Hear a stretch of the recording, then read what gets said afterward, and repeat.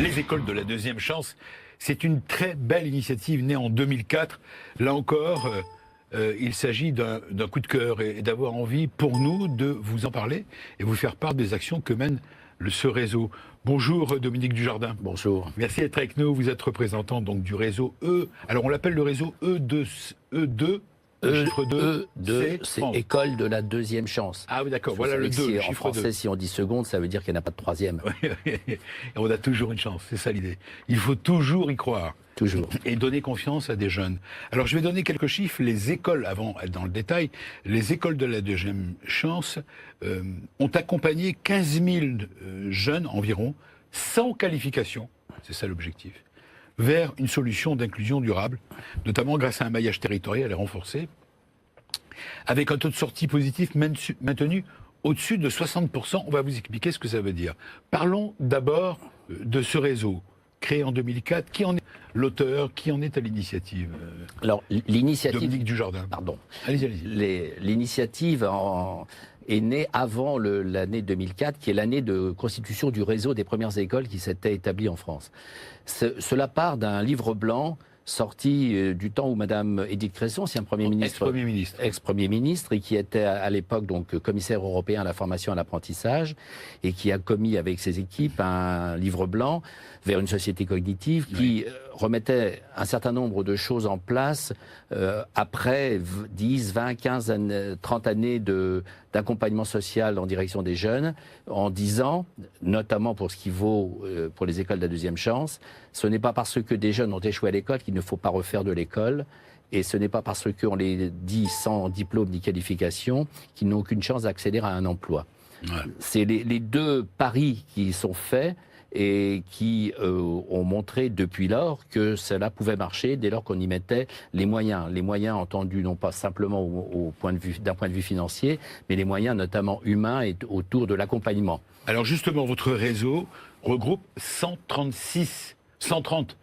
sites écoles présentes dans 12 régions, c'est bien ça, 57 départements et 5 régions ultra-périphériques. Et les résultats de l'activité 2018 est assez élogieuse quand même. Tout à fait. Et il est d'un bon niveau et surtout ce niveau est stable. C'est-à-dire que grosso modo, nous accueillons aujourd'hui 15 000 jeunes par an. Oui. Sur ces 15 000, 60 000 sortent rapidement avec une solution. Non, vous en accueillez 15 000 par an. Par an. Là, en 60 000. Ah, pardon, autant pour moi. C'est pas grave. 15 000, 60%, je voulais dire. 60%, voilà. Et veuillez m'excuser. Et de fait, ce résultat est un résultat qui s'est stabilisé au fil des ans. Ce qui a été en progression, c'est le nombre de jeunes accueillis. Mais depuis 2004, on a accueilli 100 000 jeunes. Donc, des jeunes sortis sans diplôme ni qualification, c'est-à-dire n'ayant pas le niveau du CAP. Ni vraiment, oui. Voilà, sans diplôme. Sans rien du tout. Sans qualification. Et je le répète, on a fait un double pari, c'est de dire, effectivement, vu les manques de ces jeunes, il est nécessaire de faire un travail de fond, d'accompagnement de l'école, dans la durée. Hein. En moyenne, les jeunes restent 6 mois,2. C'est une moyenne, sur des parcours théoriques moyens qui sont toujours un peu plus longs. Quand ils arrivent à l'école, on leur dit, vous pourrez rester 7, 8, 10 mois si nécessaire. Alors, comment sont-ils recrutés, ces jeunes? Comment ça fonctionne? Alors, qui vous les amène, en quelque sorte? Voilà. Parce qu'ils ne viennent pas d'eux-mêmes, j'imagine. Non. Et oui, en même temps. Ah. Parce que l'effet de renommée d'un dispositif comme celui-là fait qu'aujourd'hui, vous avez des jeunes qui viennent parce que leurs copains sont venus, parce que leurs frères et leurs grandes sœurs sont venus. Et donc, c'est un auto-recrutement, je dirais, pour les écoles lié à la renommée. Mais en même temps, il y a un travail institutionnel qui est fait, notamment par les missions locales, qui en France ont la charge de faire un travail d'information et d'orientation auprès des jeunes, et qui nous envoient. Les missions locales apportent à peu près 60% des effectifs accueillis dans une année.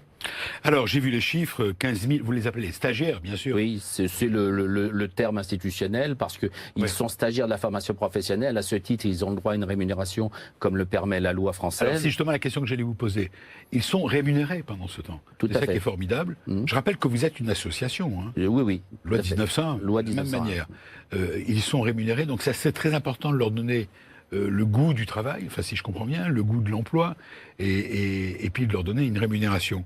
Alors c'est un public, dites-vous, votre enquête 2018, un public plus jeune et plus fragile, plus 29% sont des moins de 18 ans, donc des publics mineurs, plus 21%, c'est le bilan 2018, d'un public de travailleurs handicapés, et plus 4%, un public de nationalité extra-européenne.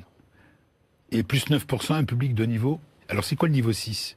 J'ai vu, c'est sur la fiche qu'on m'a donnée. Alors le niveau 6, c'est la grille de classification interministérielle des qualifications et compétences, qui va d'ailleurs changer puisqu'il va y avoir une normalisation européenne où on va d'abord retourner, on va le faire à la britannique, le premier niveau sera le niveau 1, niveau 2, niveau 3. Aujourd'hui, le niveau 6, ce sont des personnes qui n'ont aucun diplôme reconnu. D'accord. Et ce qui est important, dernier chiffre à noter, je le redonne, c'est 38% de taux de retour à l'emploi. Donc ce sont des jeunes qui sont arrivés sans rien, sans aucun diplôme, mais rien, même pas un CAP, en dessous du CAP, et vous leur donnez la possibilité d'entrer dans le monde du travail, quoi, finalement. Tout à fait. Et c'en est la preuve. Et je suis sûr qu'il va en sortir des personnalités. Pourquoi pas ? Des créateurs d'entreprises.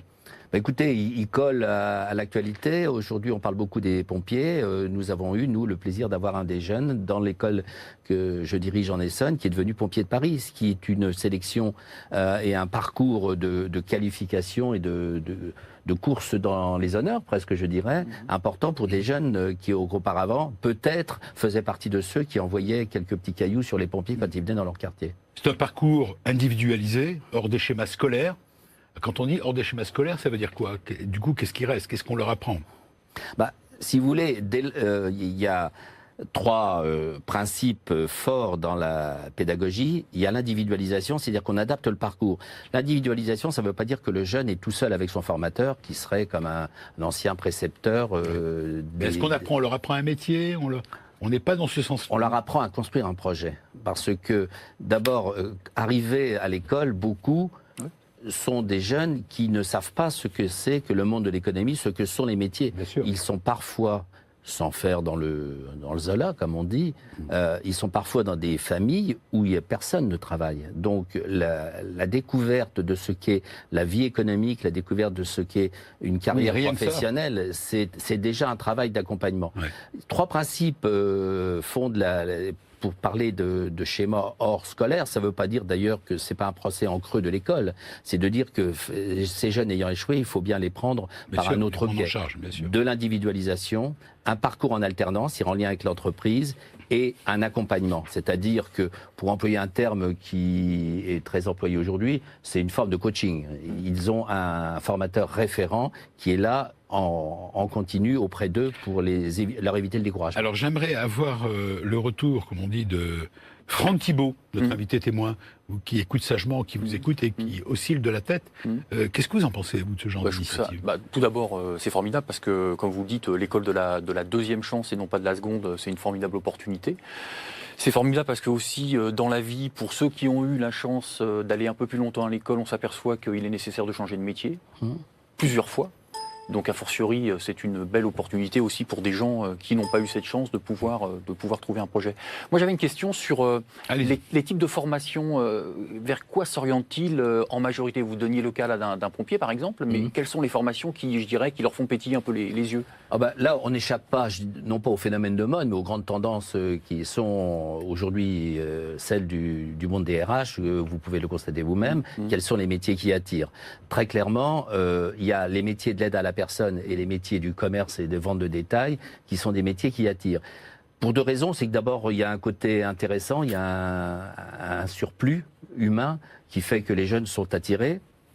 Ou alors, il y a aussi un métier de contact, un métier où on pense que en tchatchant à peu près bien, on va y arriver, et ce qui est vrai aussi. Et donc, ce sont les 2 grandes tendances. Mais par contre, comme nous sommes sur un accompagnement individualisé, et qu'à l'intérieur de cet accompagnement individualisé, on va construire un projet personnel et professionnel, c'est le projet du jeune qui va émerger, conseillé, éclairé, éventuellement découragé par le formateur qui accompagne, parce que, quand je dis découragé, c'est parce que des fois, que voulez-vous, il faut aussi être réaliste.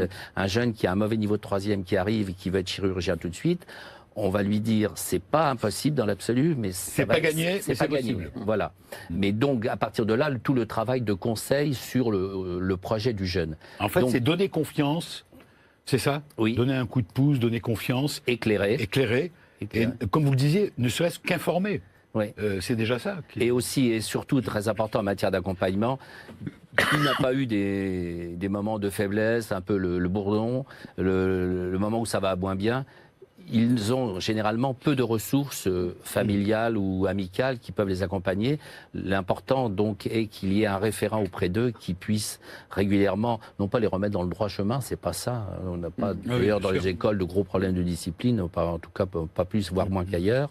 Mais en même temps de faire en sorte que, eh bien, une béquille, c'est pas honteux de temps en temps d'en prendre d'où une. le nom, Oui. seconde chance. Voilà. C'est vrai. On dit qu'on y a tous droit, à la limite, et c'est bien que vous continuez. Alors, vous restez avec nous.